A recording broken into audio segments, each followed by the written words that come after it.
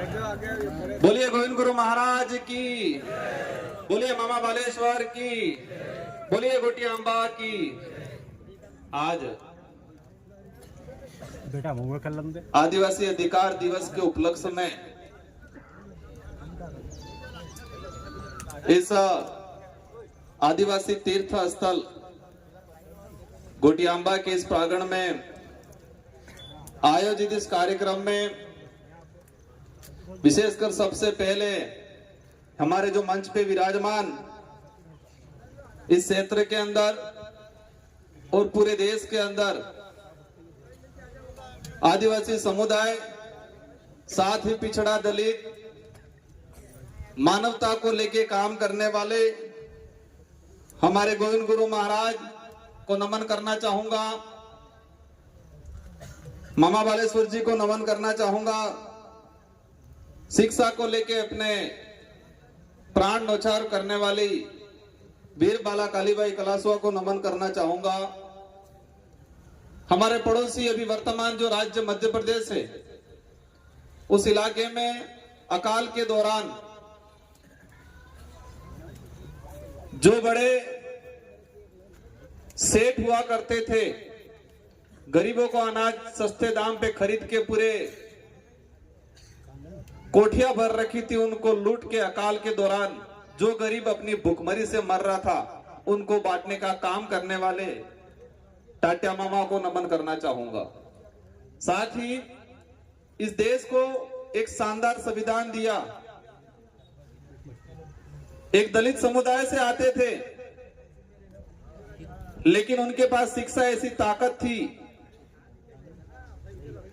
तो अंग्रेजी शासन काल में संविधान निर्माण की समितियां बनी और इसमें मुख्य भूमिका निभाने वाले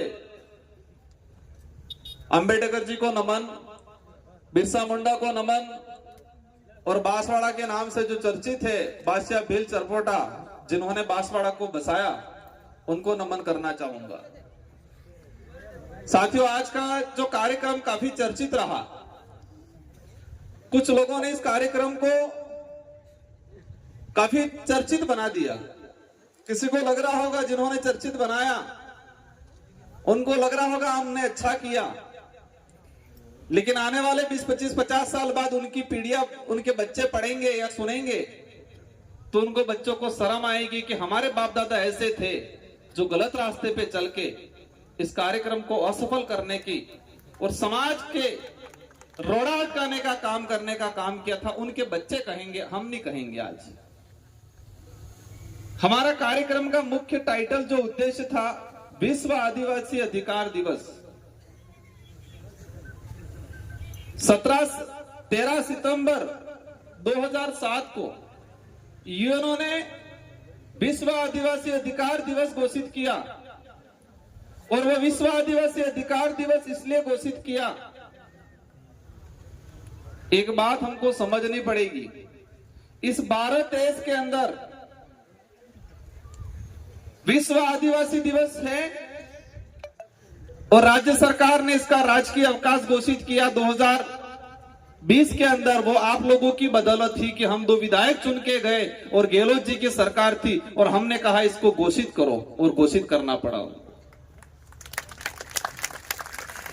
तो इस देश के अंदर विश्व आदिवासी दिवस मनाया जाता है और एक विश्व अधिकार दिवस मनाया जाता है आदिवासियों के लिए।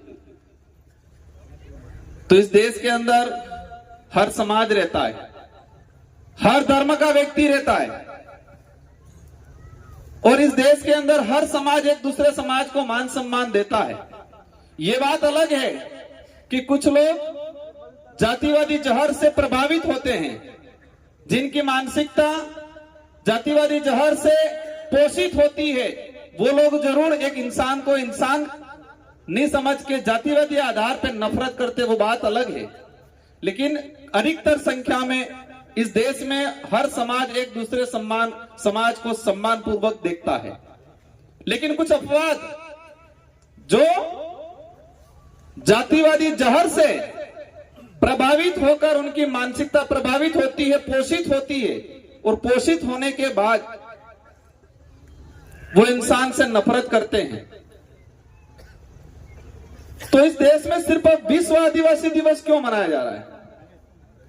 और आदिवासी अधिकार दिवस ही क्यों घोषित किया उन्होंने?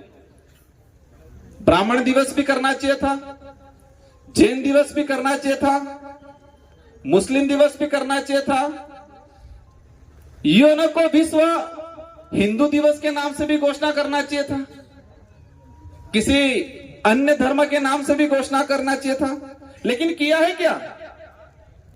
आदिवासी विश्व आदिवासी दिवस संयुक्त राष्ट्र संघ ने और 2007 के अंदर विश्व आदिवासी अधिकार दिवस एक मानवाधिकार दिवस है, क्योंकि मानव धर्म सबसे बड़ा धर्म मान लो। लेकिन आदिवासियों का दिवस इसलिए घोषित किया कि इस देश के अंदर नहीं, पूरे विश्व के अंदर जो स्थानीय जो ट्राइबल्स हैं उनके अधिकारों का शोषण किया गया आज तक।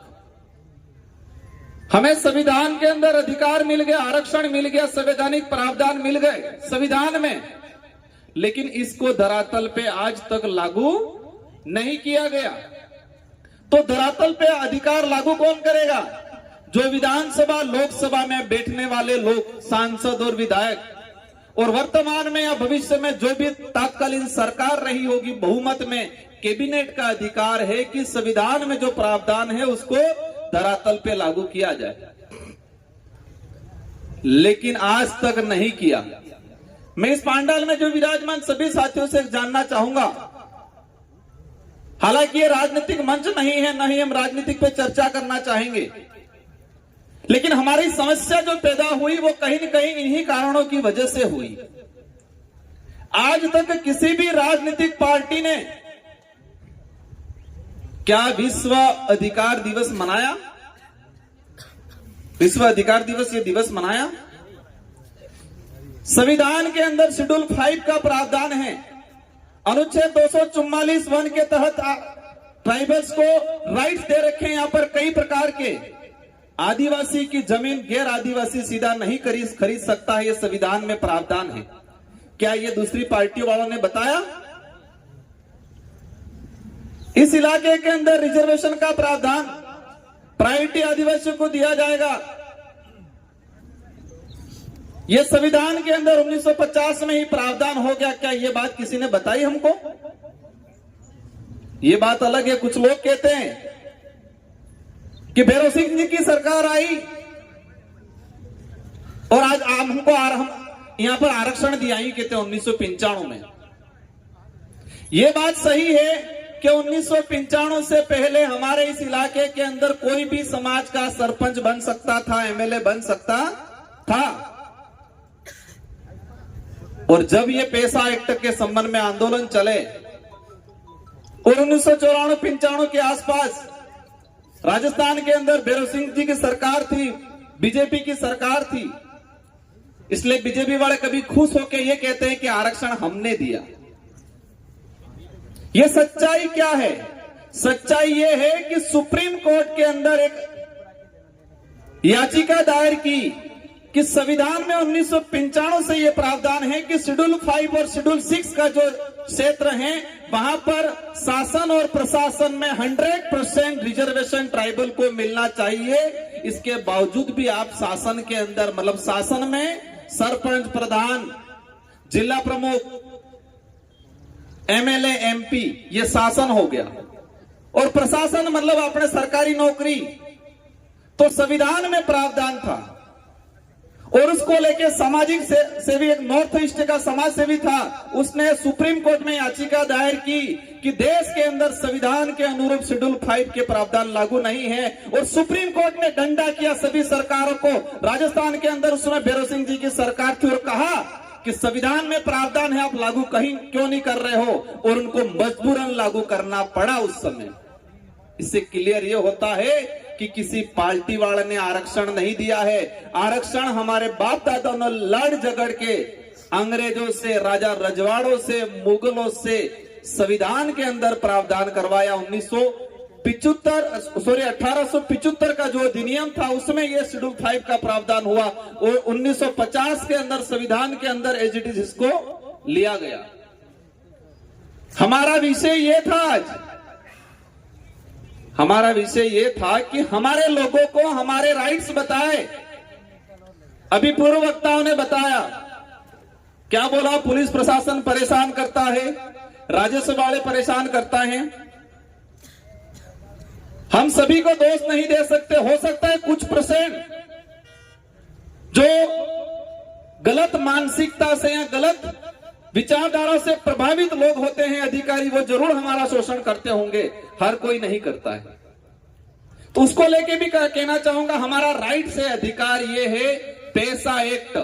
पेशा एक्ट में यह स्पष्ट कर रखा है कि 2 साल तक की सजा वाला कोई भी मामला संबंधित थानेदार सीधा थाने में मुकदमा दर्ज नहीं कर रहे।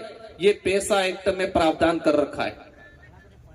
2 साल की कम सजा वाला छोटा मोटा मामला अगर कोई भी आदमी सीधा थाने में जाए तो संबंधित जो जांच अधिकारी है वो पेशा एक्ट की जो हमारी ग्राम सभा है उस ग्राम सभा को भेजेगा। ग्राम सभा पहली प्रायोरिटी देगी कि आपसी समझौता हो। ये कानून में लिखा हुआ है, पेशा एक्ट में लिखा हुआ है। ये बात कोई नेता बता रहे हैं, दूसरी पार्टी वाले बताते हैं। अब इस बात को करने के लिए हम आए थे यहाँ, संविधान की 5वीं अनुसूची के प्रावधान को बात करने आए थे। सुप्रीम कोर्ट के कई जजमेंट आए हैं, उस जजमेंट में कहा है कि आदिवासी हजारों साल से इस पे शोषण हुआ है, तो आजाद भारत के अंदर संविधान में जो प्रावधान है आदिवासियों को मिलना चाहिए। ये सुप्रीम कोर्ट और हाई कोर्ट के कई जजमेंटों ने कहा है। हम ये बात करने आए थे, लेकिन बात को, इस मुद्दे को भटकाने के उद्देश्य से ये पहली बार नहीं हो रहा है। और हमें भी पता था ये चीजें आएगी, हमारा अड़चन, हमारा विरोध भी होगा, हमें गालियां भी देंगे, हमारे साथ धक्का मुक्की करने भी आएंगे भविष्य में, क्योंकि कुछ लोगों को मानसिक रूप से गुलाम बना रखा है। क्या कर रखा है? मानसिक रूप से गुलाम। हम अधिकार की बात करने आए, उन्होंने धर्म की बात को लाके रख दिया। लायक नहीं लाए यहां। क्या कहा? राजकुमार का विरोध करेंगे। राजकुमार 2 बार विधायक रहा, 84 की जनता ने मुझे बनाया, और तीसरी बार आप सब ने रात दिन मेहनत करके मुझे सांसद बनाया।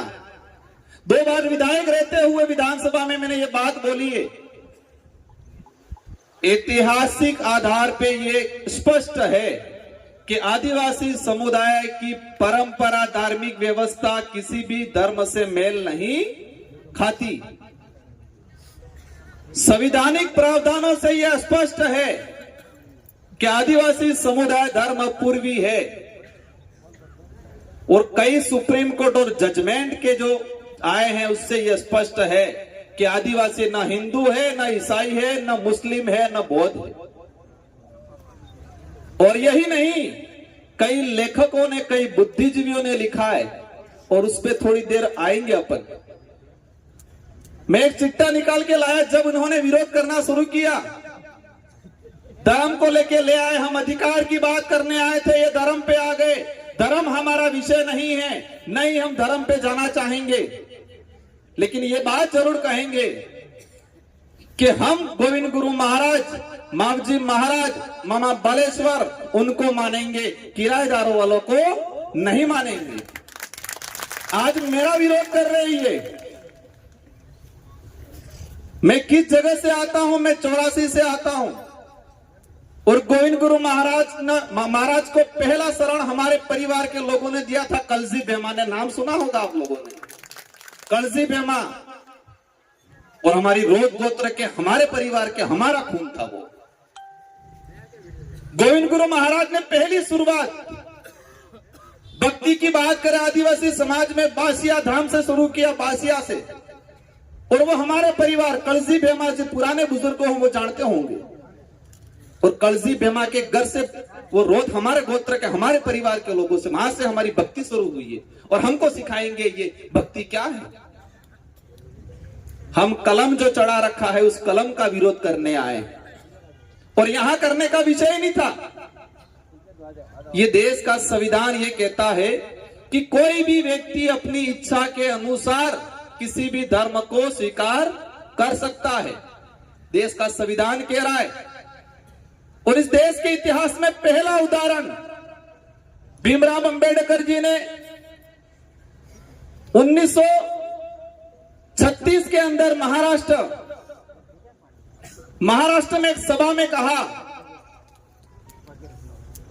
कि मैं अज्ञानतावंश से हिंदू धर्म में पैदा हुआ, लेकिन मैं मरूंगा नहीं, ये मेरे बस में है। ये बात बोली भीमराव अंबेडकर जी ने। और 1956 में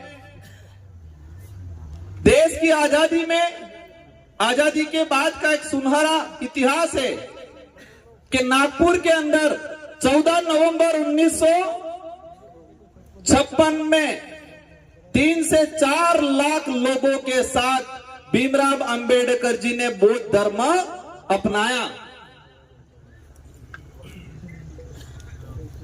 ये इतिहास किसी भी पाठ्यक्रम में नहीं पढ़ाया जाता है।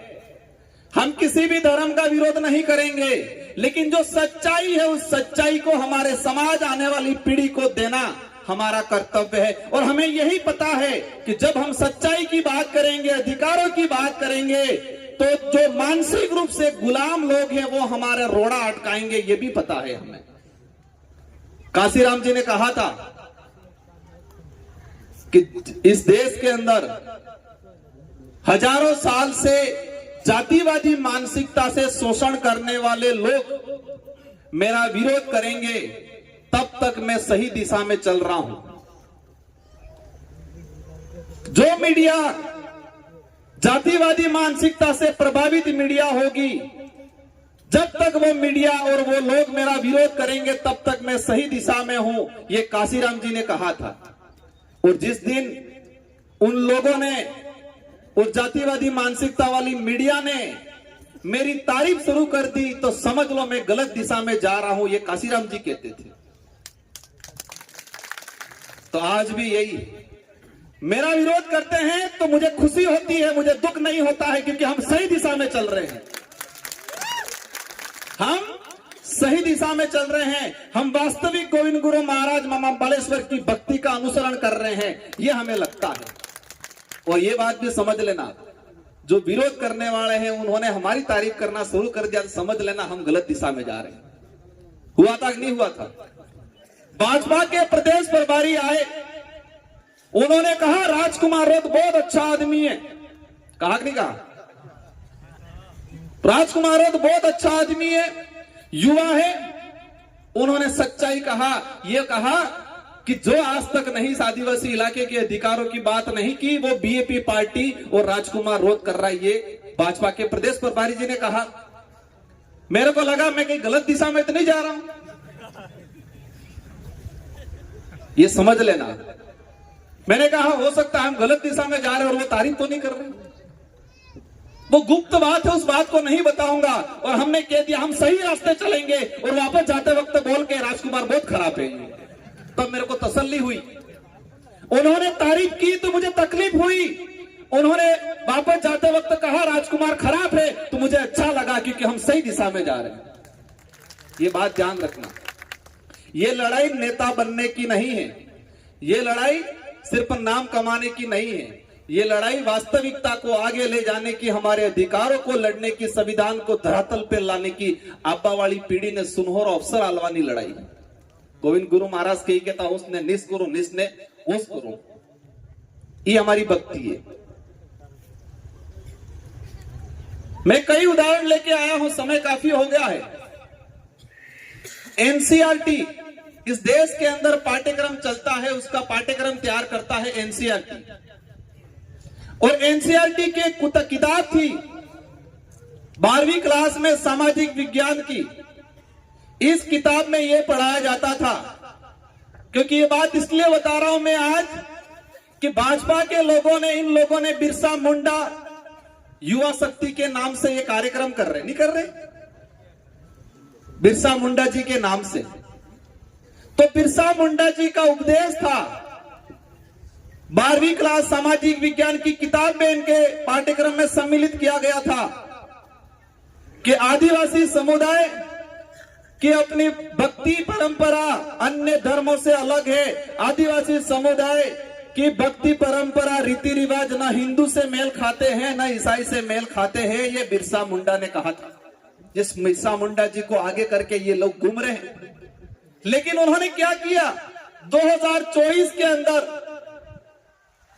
वो पाठ्यक्रम पहले से चला आ रहा था और 2024 के अंदर उस पाठ्यक्रम को बदल के क्या लिखा, बिरसा मुंडा जी हिंदू धर्म की पालना करने के लेके के गए, ये लिखा।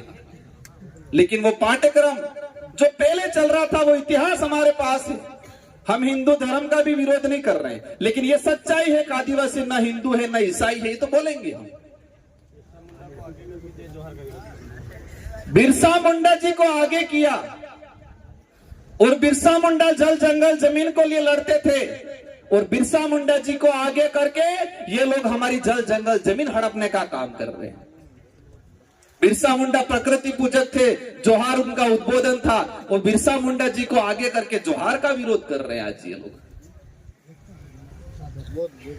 हमारी लड़ाई अस्तित्व को बचाने की है, उनकी लड़ाई सत्ता पाने की है। क्या पाने की है? सत्ता पाने की। उनको समाज को गुमराह करके, क्योंकि युवा पीढ़ी तो समझदार हो गई।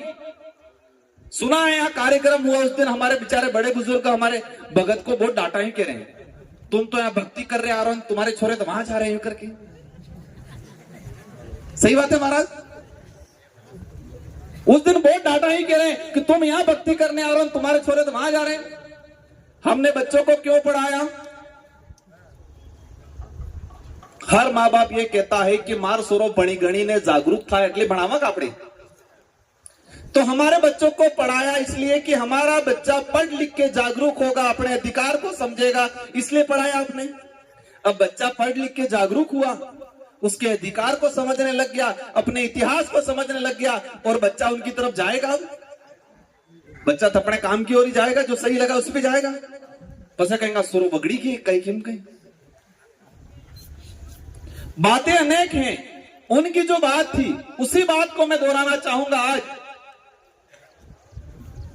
भाजपा के पूर्व केंद्रीय मंत्री थे, उन्होंने कहा आदिवासियों की धार्मिक मान्यता प्रकृति पूजा पर आधारित है, जो किसी भी अन्य संगठित धर्म से मेल नहीं खाती है। कई लोगों ने कहा, उड़ीसा के पूर्व मुख्यमंत्री बिजू पटनायक, उन्होंने कहा आदिवासियों की धार्मिक और सांस्कृतिक मान्यता स्वतंत्र है, अन्य किसी भी संगठित धर्म से में समाहित नहीं होती है। और झारखंड के अंदर 2020-21 में मीडिया के साथी विशेष ध्यान दे, झारखंड विधानसभा के अंदर 2020 में एक प्रस्ताव पास किया गया विधानसभा के अंदर कि आदिवासी समुदाय धर्म पूर्वी है और आदिवासी समुदाय न हिंदू है न ईसाई है। ये झारखंड विधानसभा से प्रस्ताव पास करके आदिवासियों का अलग धर्म कॉलम के लिए डिमांड भेजा दिल्ली केंद्र सरकार को। झारखंड विधानसभा में जेजेएम की सरकार थी, लेकिन विपक्ष में कौन था? विपक्ष में भाजपा के लोग थे। प्रतिपक्ष नेता, भाजपा का प्रतिपक्ष झारखंड का नेता कहता है कि आदिवासी हिंदू नहीं है, लेकिन हमारे यहाँ के कुछ नेता कहते हैं, क्या कहते हैं ये? हम कुएं में रहने वाले मेंढक नहीं है, हम समुद्र में तैरने वाले मगरमच्छ बन गए हैं। इसलिए पूरे देश की खबर रखेंगे कि किस देश में तुम क्या कर रहे हो, देश के किस कोने में। झारखंड में हमारे आदिवासी भाइयों का मैं चैलेंज करता हूं। अब झारखंड के अंदर पूर्व मुख्यमंत्री है अर्जुन मुंडा जी, उन्होंने कहा है कि आदिवासी धर्म व्यवस्था में नहीं आता है। फिर दोबारा कह रहा हूं, धर्म हमारा विषय नहीं है, जिसको जो मानना है वो माने, लेकिन हम ये कहेंगे कि आदिवासी समुदाय धर्म पूर्वी है। किसी की इच्छा हो गई, हमारे कुछ प्रोफेसर है बेचारे, दया आती है इन पे।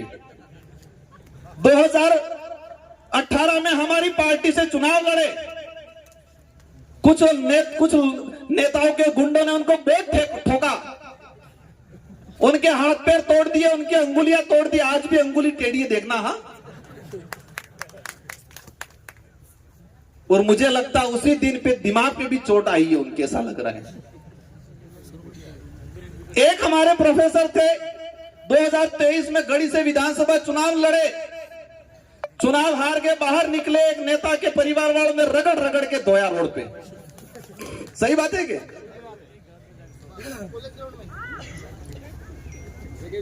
फिर भी वो कहां जाके चले गए? जिनको रगड़ रगड़ के उनको मारने वाले थे वही घुसे। तो उस दिन से इनके दिमाग पे चोट आई है।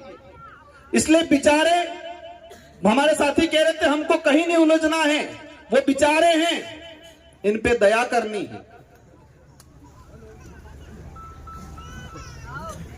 समाज क्या सोचता था आप अपने अस्तित्व के लिए? एक प्रोफेसर साहब कुछ पहले दिन तो कह रहे थे कि आदिवासी किसी धर्म में नहीं आता है, और आज कह रहे हैं कि वर्ण व्यवस्था में। आप मानो कोई दिक्कत नहीं, आप सूत्र में जाके मानो, हमें कोई दिक्कत नहीं है, आपको अच्छा लग रहा है जो धर्म मानो, हम विरोध नहीं कर रहे हैं। यहां पर भी जो बैठे हम किसी को ये पाबंद नहीं कर रहे, जिसको कि इस देश का संविधान आजादी देता है प्रत्येक व्यक्ति को। आज देश के अंदर हम देख रहे हैं ये सारा खेल है दिमाग का। कुछ विचारधारा ने ये किया, आदिवासी समुदाय को इनको कमजोर करना है, दलित को कमजोर करना है, माइनॉरिटी को कमजोर करना है, तो उनको आपस में लड़ाओ। और आपस में लड़ाने का एक साधन देखा उन्होंने, धर्म। मानसिक गुलामी सबसे बड़ी गुलामी होती है।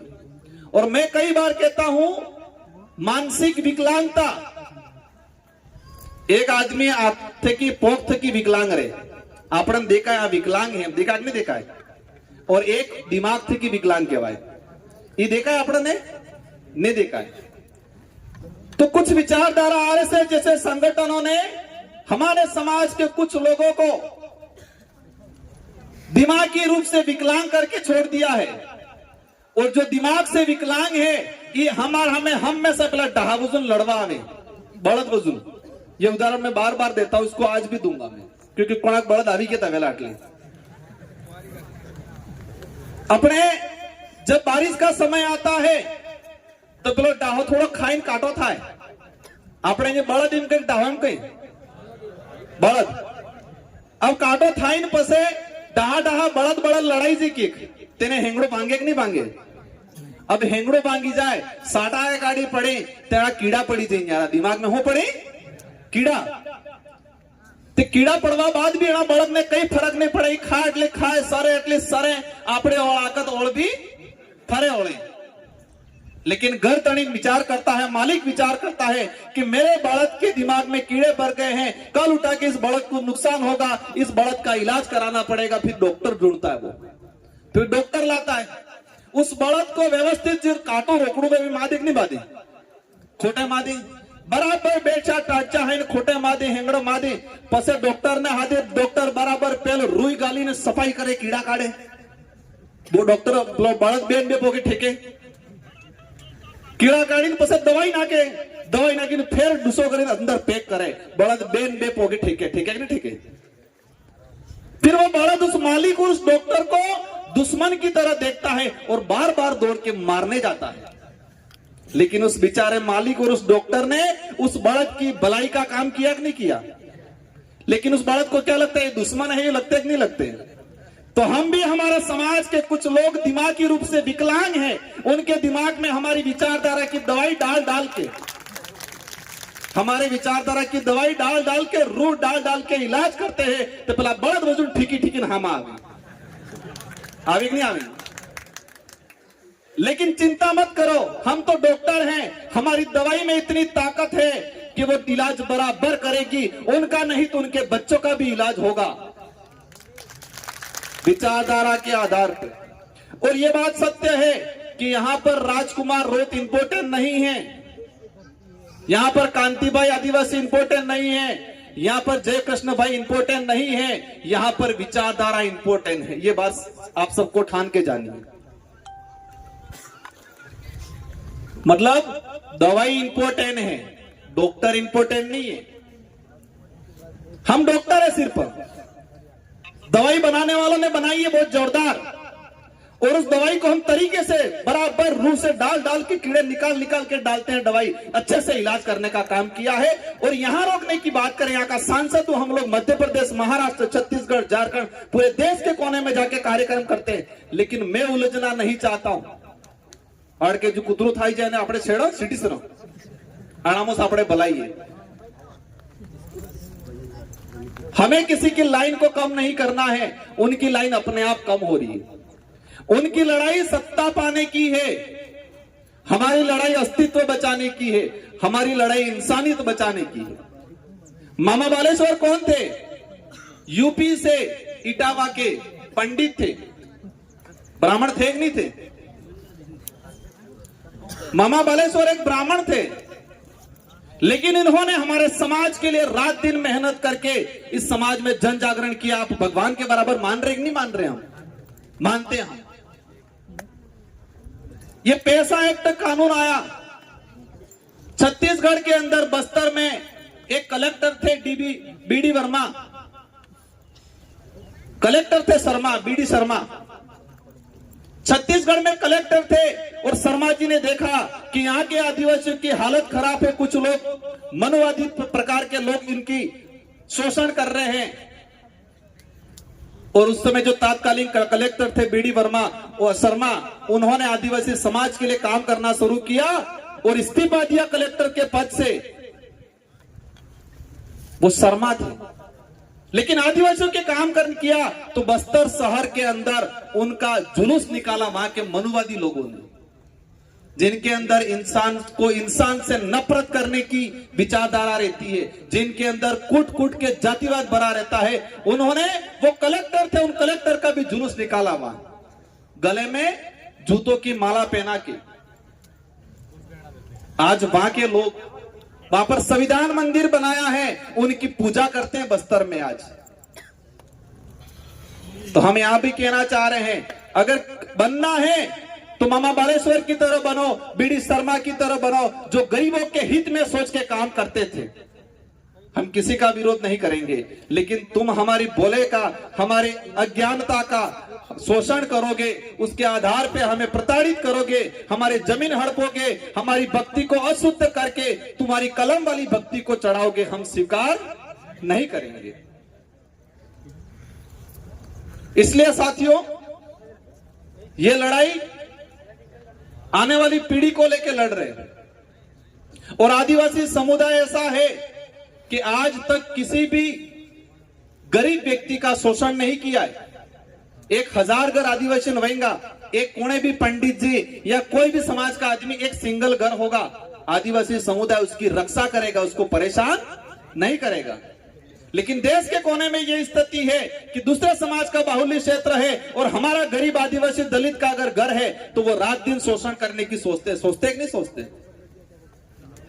देश के इतिहास में उठा के देख लो, आदिवासियों के राजा रहे, महाराजा रहे, लेकिन आदिवासियों ने किसी का शोषण नहीं किया। आज ये हमारे खून में है। इतना दयालु समाज, इतना भोला समाज, इतना सच्चा समाज। हम देख सकते हैं महाराणा प्रताप को कंधे से कंधा मिला के साथ दिया कि नहीं दिया? महाराणा प्रताप की माता जब पानरवा में छोड़ के चले गए थे, वो कहां छोड़ के चले गए थे? पानरवा में, राणा पूजा के वहां। उनकी सुरक्षा राणा पूजा हमारे भीलों ने की थी महाराणा प्रताप की मां को। और महाराणा प्रताप के साथ उनके भाई थे शक्ति सिंह और जगमाल। महाराणा प्रताप के सगे भाई थे शक्ति सिंह और जगमाल। उन दोनों भाइयों ने भी उनके साथ नहीं दिया और वो भी अकबर की गोद में जाके बैठ गए थे। साथ देने का काम हमारे भीलों की सेनाओं ने, पठानों की सेनाओं ने किया था। और आज कुछ लोग कहते हैं हम महाराणा प्रताप के वंशज हैं, लेकिन जिस महाराणा प्रताप को जिन समाज ने साथ दिया था और राणा प्रताप से महाराणा कहलवाने का काम किया, उनके पे शोषण करने की बात करते। मेरी नजर में वो नहीं हो सकते उनके खून। मानना है कि नहीं मानना इस बात को? महाराणा प्रताप की माताजी का, उनके पूरे परिवार की रक्षा करने का काम किया। 2 सगे भाई थे, जगमाल और शक्ति सिंह। दोनों चले गए अकबर के पास, मानसिंह की तरफ से लड़े। ये समाज रहा है हुआ हमारा, सबको साथ में लेके चलना है, चलने का आज तक काम किया है, लेकिन शोषण हमारा किया है। और सबसे ज्यादा किया है इन राजनीतिक पार्टियों की गुलामी करने वालों ने, लोगों ने हमारा शोषण किया है आज तक। आरक्षण बेचा आज काकरी डूंगरी, आज ही के दिन घटनाक्रम हुआ। बैठे कुछ साथी आए हुए पीछे, कुछ नेताओं ने जानबूझ के उकसा के मामला बिगाड़ा और मामला बिगाड़ के हमारी 1167 जो सीटें बेरोजगार साथी थे उनकी छीनने का काम किया। तो बागीदोड़ में है बेटा आहे कि शुरुआत अड़ेस की थी हद पे लोड़ माते उतरी बेचारे बोले बाले कुछ दिक्कत नहीं, आज सही है। वो रिकॉर्डिंग भी मेरे पास पड़ी है, आप सड़क पे उतर जाओ, मैं बैठा हुआ हूं। ये किसी नेता ने उस समय कहा था और बोले बाले लड़के बेचारे हमारे बागीदोरा के सड़क पे उतर गए, दंगा करवाया। वही चीज आज करने की सोच रहे थे। यहां पर समाज को समाज हमारे बोले बाले जो बोला महाराज बापड़ा आनंद मोरी करी मुगली थी था। हमें भक्ति करनी है, भक्ति और धर्म में भी अंतर है। जिन दाम दोणी थानक नेजो दजा और झंडो फर्क है, इन दाम दोणी थानक और मंदिर में भी फर्क है, भक्ति और धर्म में भी फर्क है। आना माता भी कई दिन बात करेंगे अपने। इसलिए आप सबको खूब खूब धन्यवाद और विशेषकर आयोजन कमेटी